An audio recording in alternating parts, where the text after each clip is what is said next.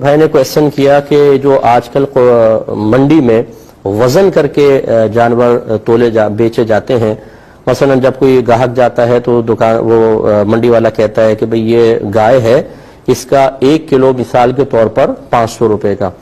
اب یہ نہیں پتا ہوتا کہ وہ کتنے وزن کی ہے اور جب تلے گی تو کتنی قیمت اس کی بنے گی۔ گاہک کہتا ہے چلو ٹھیک ہے، میں منظور، وہ دیکھتا ہے کہ ہاں اندازہ لگتا ہے کہ شاید یہ سستی ہی پڑے گی، پھر وہ تول لیتے ہیں اور بعد میں اس کو قیمت دینی پڑتی ہے۔ اس کا کیا شرعی حکم ہے؟ دیکھیں، مسئلہ یہ ہے کہ امام اعظم ابو حنیفہ رضی اللہ تعالی عنہ شرعی اصول یہی بیان فرماتے ہیں کہ جتنی چیز معلوم ہوتی ہے اور اس کی قیمت بھی معلوم ہوتی ہے، اتنی چیز کا سودا بھی جائز اور وہ قیمت کا لینا دینا بھی جائز۔ لہذا اگر اس نے کہا کہ اس کا 1 کلو اتنے کا ہے تو پھر 1 کلو میں تو سودا جائز ہو سکتا ہے، لیکن کل چونکہ اس کا وزن مجہول ہے یعنی نامعلوم ہے اور پھر اس کی وجہ سے قیمت بھی نامعلوم ہے، لہذا سودا ناجائز ہوگا۔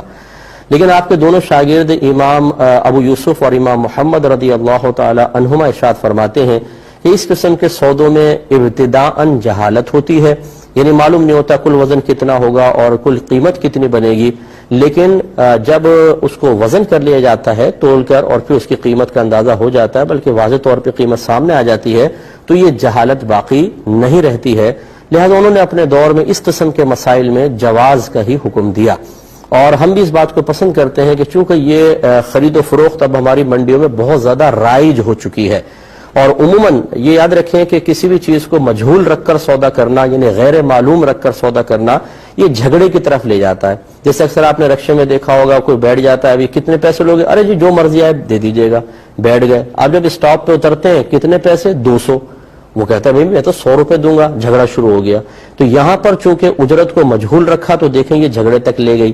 تو یہ شریعت نے اس لیے کسی چیز کو مجہول رکھنا منع کیا ہے کہ آگے چل کے پھر لڑائی جھگڑا فتنہ فساد ہوتا ہے، جبکہ اس قسم کے مسئلے میں آپ دیکھ لیں کہ گاہک ہو یا دکاندار دونوں ذہنی طور پہ بالکل راضی ہوتے ہیں، جتنا گائے کا وزن ہو جائے اتنی قیمت دے دی جاتی ہے، بعد میں کوئی جھگڑا فتنہ فساد نہیں ہوتا۔ تو چونکہ جہالت مفضی للمنازعات نہیں ہے تو ہم اس کا حکم جواز ہی دیتے ہیں۔ ایک کویسچن یہ کیا گیا تھا کہ یہ آسٹریلین گائے جو ہیں ان کی قربانی کا کیا شرعی حکم ہے؟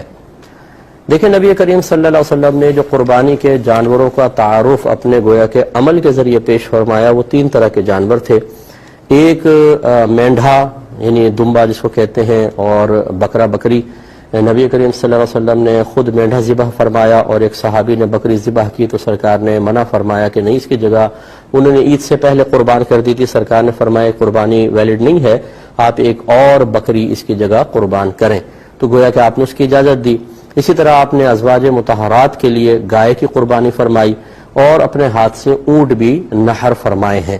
تو یہ پھر 3 قربانی کے جانور سرکار سے چونکہ منقول ہوئے کہ بکرا بکری، دمبا دمبی، گائے بیل بھینس بھینسا، کیونکہ یہ ایک ہی نسل سے ہوتے ہیں، اور اونٹ اور اونٹنی، اس کے علاوہ کوئی قربانی کا جانور نہیں ہوگا۔ اب اس میں کوئی تخصیص نہیں بیان فرمائی کہ وہ کون سے علاقے اور کون سے سٹی اور کون سے خطے کی گائے ہو۔ سرکار نے جو گائے ذبح فرمائی یقینی سی بات ہے وہ عرب کنٹریز کی گائے تھی، وہ تو یہاں پر نہیں ہوتی ہمارے پاکستان میں، تو کیا مطلب اب پاکستان کی گائے قربان ہم نہیں کر سکتے ہیں؟ تو اسی طریقے سے اگر آسٹریلیا کی گائے ہے اور واقعی وہ گائے ہے تو پھر اس میں شرعاً کوئی حرج نہیں ہے، چونکہ وہ گائے ہے۔ اب چاہے وہ آسٹریلیا سے نسبت ہو، اس کی US سے ہو، UK سے ہو، لیکن چونکہ وہ گائے ہے تو اس کی قربانی شرعاً بالکل جائز ہوگی۔